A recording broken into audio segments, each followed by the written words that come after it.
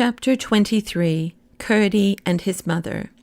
Curdie went up the mountain neither whistling nor singing, for he was vexed with Irene for taking him in, as he called it, and he was vexed with himself for having spoken to her so angrily. His mother gave a cry of joy when she saw him, and at once set about getting him something to eat, asking him questions all the time, which he did not answer so cheerfully as usual. When his meal was ready, she left him to eat it, and hurried to the mine to let his father know he was safe. When she came back, she found him fast asleep upon her bed, nor did he wake until his father came home in the evening. "Now, Curdie," his mother said as they sat at supper, "tell us the whole story from beginning to end, just as it all happened." Curdie obeyed, and told everything to the point where they came out upon the lawn in the garden of the king's house. "And what happened after that?" asked his mother. "You haven't told us all. You ought to be very happy at having got away from those demons, and instead of that I never saw you so gloomy. There must be something more. Besides, you do not speak of that lovely child as I should like to hear you. She saved your life at the risk of her own, and yet somehow you don't seem to think much of it." "She talked such nonsense," answered Curdie, "and told me a pack of things that weren't a bit true, and I can't get over it." "What were they?" asked his father. "Your mother may be able to throw some light upon them." Then Curdie made a clean breast of it, and told them everything. They all sat silent for some time, pondering the strange tale. At last Curdie's mother spoke. "You confess, my boy," she said, "there is something about the whole affair you do not understand?" "Yes, of course, mother," he answered. "I cannot understand how a child, knowing nothing about the mountain, or even that I was shut up in it, should come all that way alone, straight to where I was, and then, after getting me out of the hole, lead me out of the mountain too, where I should not have known a step of the way if it had been as light as in the open air." "Then you have no right to say what she told you was not true. She did take you out, and she must have had something to guide her. Why not a thread as well as a rope, or anything else? There is something you cannot explain, and her explanation may be the right one." "It's no explanation at all, mother, and I can't believe it." "That may be only because you do not understand it. If you did, you would probably find it was an explanation, and believe it thoroughly. I don't blame you for not being able to believe it, but I do blame you for fancying such a child would try to deceive you. Why should she? Depend upon it, she told you all she knew. Until you had found a better way of accounting for it all, you might at least have been more sparing of your judgment." "That is what something inside me has been saying all the time," said Curdie, hanging down his head. "But what do you make of the grandmother? That is what I can't get over. To take me up to an old garret and try to persuade me against the sight of my own eyes that it was a beautiful room with blue walls and silver stairs and no end of things in it, when there was nothing there but an old tub and a withered apple and a heap of straw and a sunbeam. It was too bad. She might have had some old woman there at least to pass for her precious grandmother."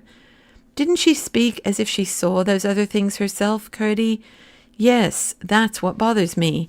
You would have thought she really meant and believed that she saw every one of the things she talked about, and not one of them there. It was too bad, I say." "Perhaps some people can see things other people can't see, Curdie," said his mother very gravely. "I think I will tell you something I saw myself once, only perhaps you won't believe me either." "Oh, mother, mother," cried Curdie, bursting into tears. "I don't deserve that, surely." "But what I am going to tell you is very strange," persisted his mother, "and if having heard it you were to say I must have been dreaming, I don't know that I should have any right to be vexed with you, though I know at least that I was not asleep." "Do tell me, mother. Perhaps it will help me to think better of the princess." "That's why I am tempted to tell you," replied his mother. "But first, I may as well mention that, according to old whispers, there is something more than common about the king's family, and the queen was of the same blood, for they were cousins of some degree. There were strange stories told concerning them, all good stories, but strange, very strange. What they were, I cannot tell, for I only remember the faces of my grandmother and my mother as they talked together about them. There was wonder and awe, not fear, in their eyes, and they whispered and never spoke aloud. But what I saw myself was this. Your father was going to work in the mine one night, and I had been down with his supper. It was soon after we were married, and not very long before you were born. He came with me to the mouth of the mine, and left me to go home alone, for I knew the way almost as well as the floor of our own cottage. It was pretty dark, and in some parts of the road, where the rocks overhung, nearly quite dark. But I got along perfectly well, never thinking of being afraid, until I reached a spot you know well enough, Curdie, where the path has to make a sharp turn out of the way of a great rock on the left-hand side. When I got there, I was suddenly surrounded by about 6 of the cobs, the first I had ever seen, although I had heard tell of them often enough.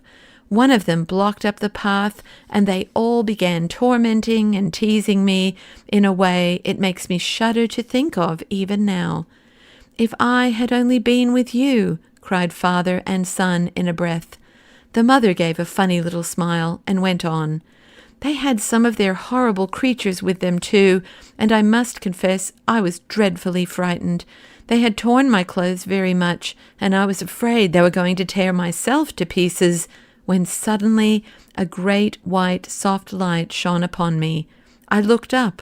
A broad ray, like a shining road, came down from a large globe of silvery light, not very high up, indeed not quite so high as the horizon, so it could not have been a new star or another moon or anything of that sort. The cobs dropped persecuting me and looked dazed, and I thought they were going to run away, but presently they began again.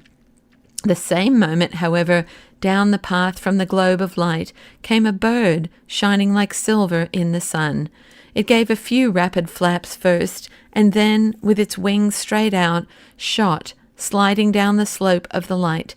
It looked to me just like a white pigeon, but whatever it was, when the cobs caught sight of it coming straight down upon them, they took to their heels and scampered away across the mountain, leaving me safe, only much frightened. As soon as it had sent them off, the bird went gliding again up the light, and the moment it reached the globe, the light disappeared, just as if a shutter had been closed over a window, and I saw it no more. But I had no more trouble with the cobs that night or ever after. "How strange!" exclaimed Curdie. "Yes, it was strange, but I can't help believing it, whether you do or not," said his mother. "It's exactly as your mother told it to me the very next morning," said his father. "You don't think I'm doubting my own mother?" cried Curdie. "There are other people in the world quite as well worth believing as your own mother," said his mother. "I don't know that she's so much the fitter to be believed that she happens to be your mother, Mr. Curdie. There are mothers far more likely to tell lies than the little girl I saw talking to the primroses a few weeks ago. If she were to lie, I should begin to doubt my own word." "But princesses have told lies as well as other people," said Curdie. "Yes, but not princesses like that child. She's a good girl, I am certain, and that's more than being a princess. Depend upon it, you will have to be sorry for behaving so to her, Curdie. You ought at least to have held your tongue." "I am sorry now," answered Curdie. "You ought to go and tell her so then." "I don't see how I could manage that. They wouldn't let a minor boy like me have a word with her alone, and I couldn't tell her before that nurse of hers. She'd be asking ever so many questions, and I don't know how many the little princess would like me to answer. She told me that Lootie didn't know anything about her coming to get me out of the mountain. I am certain she would have prevented her somehow if she had known it, but I may have a chance before long, and meantime I must try to do something for her. I think, father, I have got on the track at last." "Have you indeed, my boy?" said Peter. "I am sure you deserve some success. You have worked very hard for it. What have you found out?" "It's difficult, you know, father, inside the mountain, especially in the dark, and not knowing what turns you have taken, to tell the lie of things outside. "Impossible, my boy, without a chart, or at least a compass," returned his father. "Well, I think I have nearly discovered in what direction the cobs are mining. If I am right, I know something else that I can put to it, and then 1 and 1 will make 3. They very often do, Curdie, as we miners ought to be very well aware. Now tell us, my boy, what the 2 things are, and see whether we can guess at the same third as you." "I don't see what that has to do with the princess," interposed his mother. "I will soon let you see that, mother. Perhaps you may think me foolish, but until I am sure there is nothing in my present fancy, I am more determined than ever to go on with my observations. Just as we came to the channel by which we got out, I heard the miners at work somewhere near, I think down below us. Now, since I began to watch them, they have mined a good half-mile in a straight line, and so far as I am aware, they are working in no other part of the mountain. But I never could tell in what direction they were going.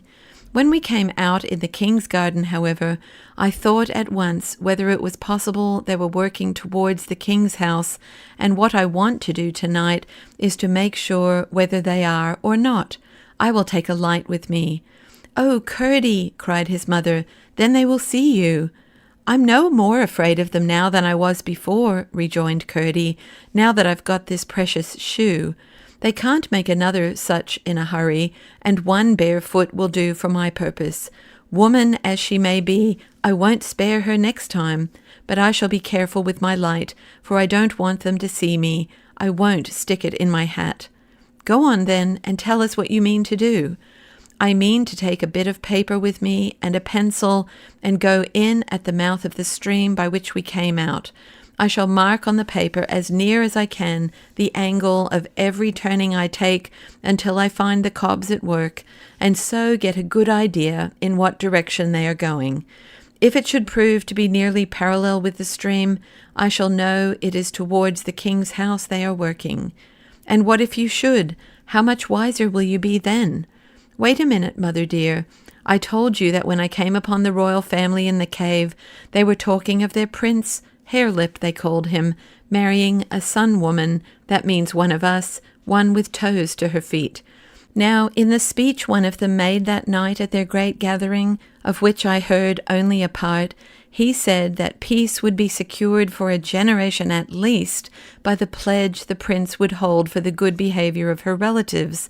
That's what he said, and he must have meant the sun-woman the prince was to marry. I am quite sure the king is much too proud to wish his son to marry any but a princess, and much too knowing to fancy that his having a peasant woman for a wife would be of any great advantage to them. I see what you are driving at now, said his mother.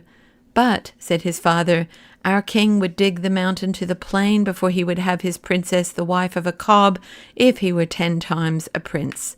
Yes, but they think so much of themselves, said his mother. Small creatures always do. The bantam is the proudest cock in my little yard.